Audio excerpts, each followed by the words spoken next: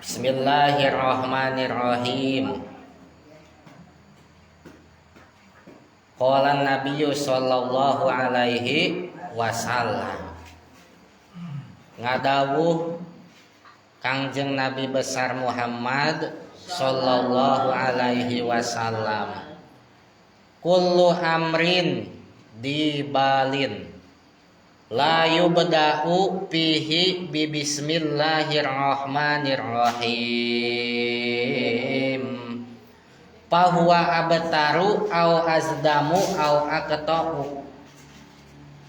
Saur Kangjeng Nabi, sagala urusan anu penting, urusan penting lain urusan anu naon anu teu penting, tapi ieu mah naon cenah urusan anu penting anu digumatikeun. Heg eta urusan anu penting teh la yubda'u fihi bi bismillahirrahmanirrahim. Eta urusan anu penting, padahal mah penting eta urusan teh, tapi hanya kal eta urusan anu penting teu dimimitian ku ngaoskeun bismillahirrahmanirrahim. Pahuwa abtaru, maka eta urusan penting anu teu dimimitian ku bismillah, eta urusan anu penting teh lir ibarat sato anu gagah nu alus tapi potong buntutna. Aya domba contona teh, etan domba teh sae gagah jalu tandukan gagah we eta naon teh domba teh kasep malahan manaon teh eta domba teh, tapi hanya kal eta domba teh potong buntutna pantes henteu, jadi teu pantes eta domba nu gagah teh da naon da potong buntutna. Taklir ibarat kitu, eta urusan teh penting, eta urusan teh sanes urusan sepele wa urusan gede eta teh, tapi teu dikawitan ku ngaoskeun bismillah, maka eta urusan anu penting teh ngewa we katingalina teh, lamun teh mah katingali secara hisi. Dina hartos eta urusan anu penting nu teu dikawitan ku bismillah, eta teh kurang sampur, kurang barokah. Tapi osok naon cenah, osok hilap. Mata kedah ngupingkeun pangaosan teh kitu sok hilap. Sami mata kedah ngawuruk ogen etang-etang mapatahan diri pribadi gitu. Mata kedah sering mukaan ilmu ogen jalmi mah osok hilap. Tah engke deui mah urang nawaetuan, urang niatan upami aya urusan anu penting kacida penting, urang kawitan ku ngaoskeun bismillah, minimal bismillah atuh maksimalna bismillahirrahmanirrahim.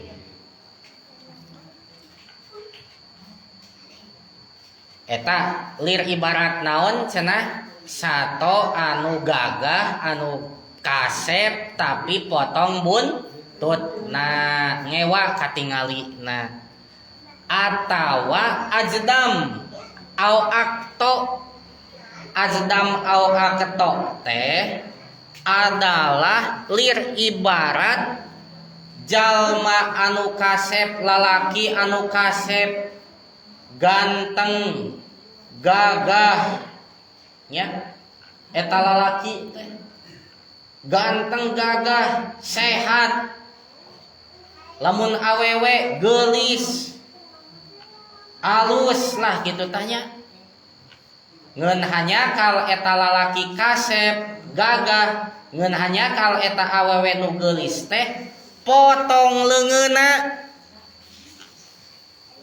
rajeun geulis potong leungeuna buntung rajeun gagah kasep leungeuna potong tah eta teh ibarat ngaibaratkeun naon urusan anu penting tapi teu dikawitan ku ngaoskeun bismillah ngeun pedah teu katingalinya nya ku urang mah teu katingali keke naon bedana ayeuna mun ibu-ibu ngawitan ngaramet antara ngawitan ngaramet make bismillah jeung ngawitan ngaramet teu make bismillah naon da asa anger we kitu-kitu keneh anger we masih ngaramet make bismillah ogen ari ngaramet nalelet mah lila ka ngeusna kenaon atuh da moal katingali ku hisi mah moal katingali ku naon cenah ku hisi terang hisi indrawi hisi teh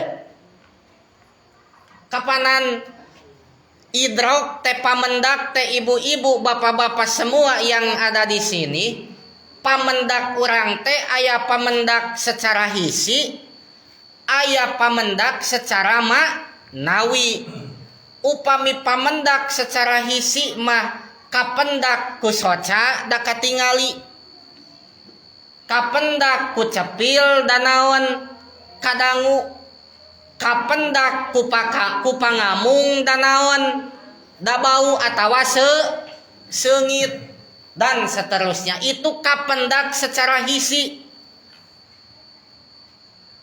tapi barokahna bismillah mah eta teh kapendakna teh kaidrokna teh secara maknawi eta memang teu kanaon mana bedana antara ngaramet dikawitan ku bismillah jeung teu tidak anger kitu-kitu keneh soteh cek hisi urang anapun ari cek maknawi mah eta teh aya naonana aya bentenna ya kahartos ku sadayana tah kitu sapertos aya doa kieu Allahumma naon cenah nawir kulubana binuri hidayatika naon hartosna eta teh ya Allah mugi nyaangan hate abdi sadaya kunaon dicaanganana hate abdi teh ku hidayah ti Gusti lain nyaangan hate abdi ku lampu dan nyaangan hate abdi mah kunaon ku hidayah ti Gusti tah hidayah ti Gusti teh eta teh maknawi lain hisi eta teh da sugan hidayah Gusti teh ngagebleg katingali lah henteu kitu sugan katingali asupnya ceng kana hate urang hejo atawa herang hidayah teh kitu henteu da lain hisi maknawi terus dina eta doa kadituna kumaha kama nawaratal ardo sapertos Gusti nyaangan bumi kunaon dicaanganana bumi binuri samsi ka ku cahaya panon poe Gusti tah ari caangna bumi ku panon poe mah eta mah caang hisi eta mada katingali caang panon poe mah itu kan dina eta doa aya caang maknawi aya caang secara hisi tah kitu cenah urang teraskeun ibu pak teraskeun ya lebar lengkah hukumna maca bismillah ngaoskeun bismillah eta teh hukumna teh aya opat perkara cek sapalih aya 5 cek sapalih deui kaseseueuranna nama ulama berpendapat hukumna ngaoskeun bismillah teh aya opat. Mana nu opat teh? Nu kahiji disunatkeun. Nu kahiji ngawot non ngaoskeun bismillah teh hukumna sunat, teu wajib, teu haram, teu makruh, sunat we sae. Dina naon ngaoskeun bismillah anu sunat nyaeta dina ngawitan hiji perkara anu dianggap penting. Sok komo eta hiji perkara teh dianggap penting ku hukum syara. Sae pisan di kawitan ku ngaoskeun bismillahirrahmanirrahim. Contoh bade maca kitab di kawitan ku naon? Ku bismillahirrahmanirrahim. Contoh deui cek guruna teh ka muridna cik sok jang di tes cek guru teh cik sok sebutan rukun Islam. Ta eta si murid bade naon teh bade nyebatan rukun Islam teh ngawitan heula ku ngaoskeun bismillahirrahmanirrahim. Sunat hukumna eta teh. Teras bade pidato kawitan heula ku naon? Ku bismillahirrahmanirrahim. Sabab eta nu neme disebatan dianggap penting ku hukum syara, hukum nasu sunat. Ngaoskeun bismillah teh. Nu kadua hukumna maca bismillah teh aya anu diharamkeun. Nu mana cenah? Ngaoskeun bismillah nu diharamkeun sapertos ngaoskeun bismillah bade midamel perkara anu haram dati. Naon contona perkara anu haram dati? Contoh perkara anu haram dati teh kasur bil khomri, seperti nginum arak. Nginum arak teh hukumna haram datiahna nginum arak teh haram. Ari pek teh memeh nginum arak teh bismillahirrahmanirrahim leguk we naon nginum arak ta eta teh doraka eta mah ngadoraka ngaoskeun bismillahna nya doraka ongkoh nginum arakna ngahinakeun jenengan Allah. Jenengan Allah dipake ngamimitian gawe doraka teu kenging eta mah. Kumaha atuh rek nginum arak teh ulah di bismillahan nya ulah nginum arakna oge naon ulah ta eta mah naon we anu haram dat. Bismillahirrahmanirrahim.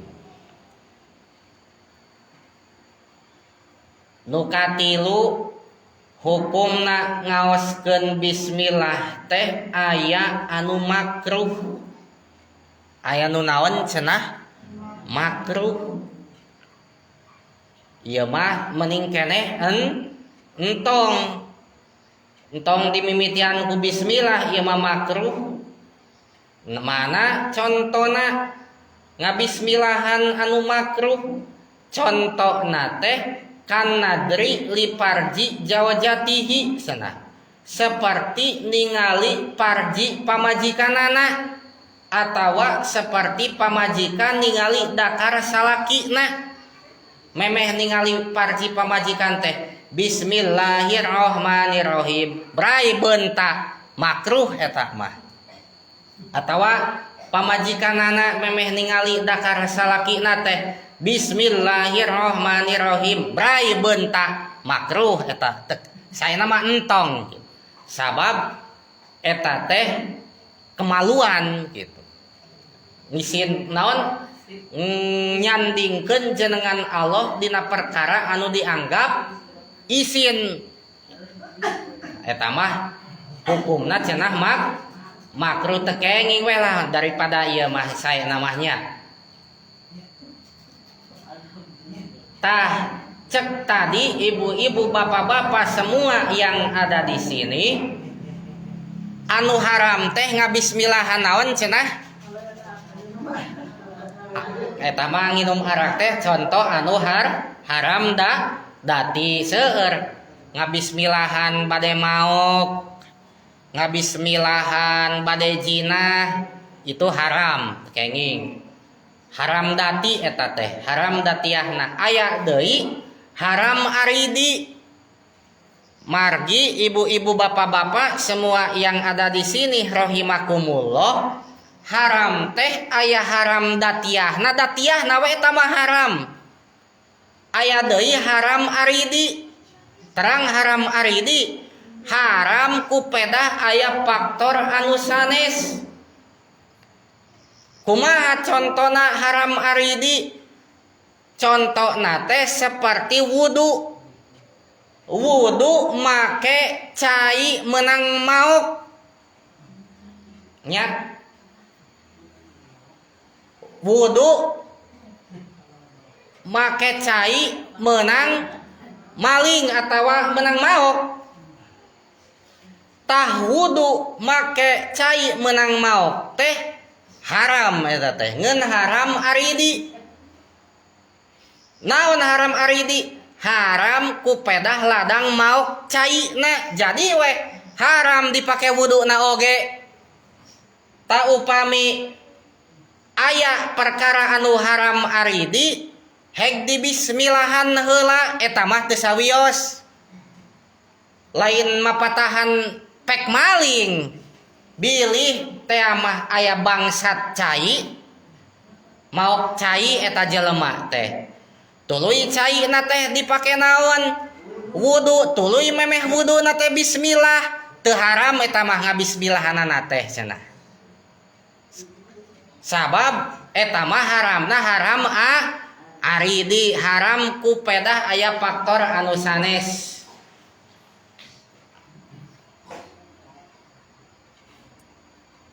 Anu salajengna cek tadi aya anu makruh ngaoskeun atawa ngamimitian ku ngaoskeun bismillah dina naon tadi teh contona dina makruh anu dati sapertos ningali parji pamajikan makruh eta teh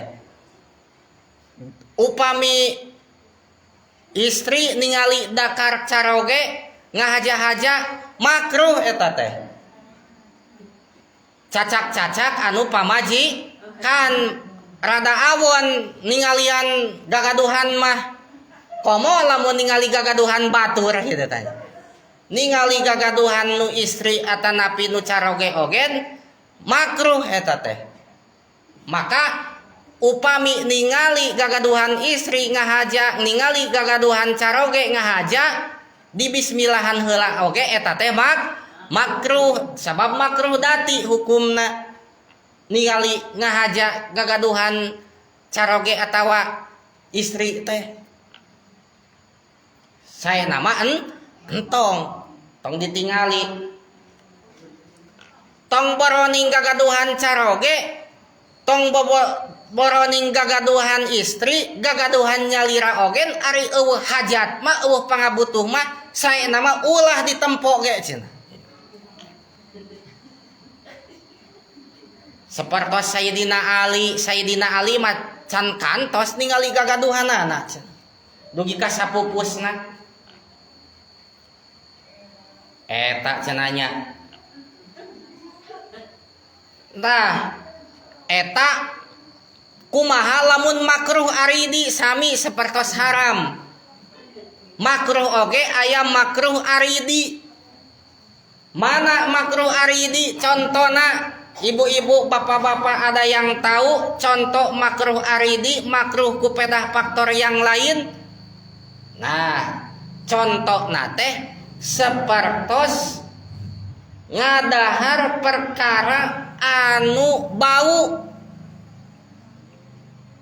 ngadahar perkara anu naon cenah mun dina kitab maka aklil basoli seperti ngadahar bawang. Ngadahar bawang teh makruh, lain ku pedah ngadahar bawang na makruh na teh, tapi ku pedah bau na. Ngadahar peuteuy, komo peuteuy anu naon mah usum peuteuy ayeuna teh nya abi ge dibere ku wagopar eta peuteuy teh kamari sakeresek kitu tanya. Alhamdulillah makruh nuang peuteuina, makruh ngeun sanes ku pedah nuang peuteuina, tapi li aridin ku pedah faktor lain, pedah aya bauna. Tah kulantaran makruh aridi nuang peuteuy teh ku pedah aya bau, maka dina nalika ibu-ibu atanapi bapak-bapak bade tuang sinarang peuteuy hek di bismillahan heula teu makruh eta mah cenah. Sabab ngadahar anu bau eta mah, ngadahar peuteuy eta mah adalah makruh aridi lain makruh dati. Tak kudu bisa ngabedakeun ieu teh haram datiah, ieu teh haram aridi. Lamun haram datiah haram di bismillahanana, lamun haram arid haram ku pedah nu lain eta mah teu haram di bismillahanana. Sami seperti makruh, ieu teh makruh dati atawa makruh aridi. Lamun makruh datiahna makruh di bismillahanana ogen, lamun makruh aridi teu makruh di bismillahanana. Kahartos teu ieu teh? Tah. Kitulah keneh, mudah-mudahan weh urang sadayana sing dipaparin ilmu anu manfaat. Amin ya Allah ya Rabbal alamin. Nu kaopat, hukumna ngawaskeun bismillah teh aya anu wajib. Di mana cenah ogenan Pak Ghazali ngawaskeun bismillah anu hukumna wajib? Jawabanana dina nuju keur salat, dina nuju salat bade ngaoskeun surat Al-Fatihah, eta mah wajib ngaoskeun bismillah teh dina ngaoskeun Fatihah keur salat mah. Sehingga upami aya anu ngaoskeun Fatihah teu ngange bismillahirrahmanirrahim, indana cek madhab Syafi'i, Imam Syafi'i teu kaci salatna cenah. Tah kitu eta teh hukumna maca bismillah. Cek kaseseueuran para ulama aya sabaraha cenah? Aya opat. Hiji sunat dina perkara anu dianggap penting ku hukum syara. Nu kadua hukumna ngawaskeun bismillah teh haram, nyaeta ngabismillahan perkara anu haram datiah. Nu katilu ngawaskeun bismillah teh hukumna makruh, nyaeta ngawaskeun bismillah bade ngawitan perkara anu makruh datiah. Nu kaopat hukumna maca bismillah teh aya anu wajib, nyaeta dina nuju salat bade ngaoskeun surat Al-Fatihah. Bahkan bismillahna ogen kalebat surat Al-Fatihah. Tah sakitu pangintenya, mudah-mudahan urang sadayana sing tiasa ngamalkeunana, sing tiasa ngamalkeun teh awali segala pekerjaan anu sae, anu lain doraka nya, komo anu wajib anu sunat mah aoskeun heula sateu acan eta ngalaksanakeun padamelan teh ngaoskeun bismillah. Geuningan dina wiridan ge bismillahilladzi la yadurru ma'asmihi say'un fil ardi wala fis sama. Nu hartosna kalawan nyebat jenengan Allah alladzi la yadur ma'asmihi say'un fil ardi. Moal cilaka moal madarat hiji perkara nu aya di langit jeung di bumi lamun eta hiji perkara teh dibarengan ku jenengan Allah cenah. Tah tuh anu kapihatur hapunten tina kakirangan sinareng kalangkunganana wabillahil hidayatu wat taufik wassalamu alaikum warahmatullahi wabarakatuh. Waalaikumsalam.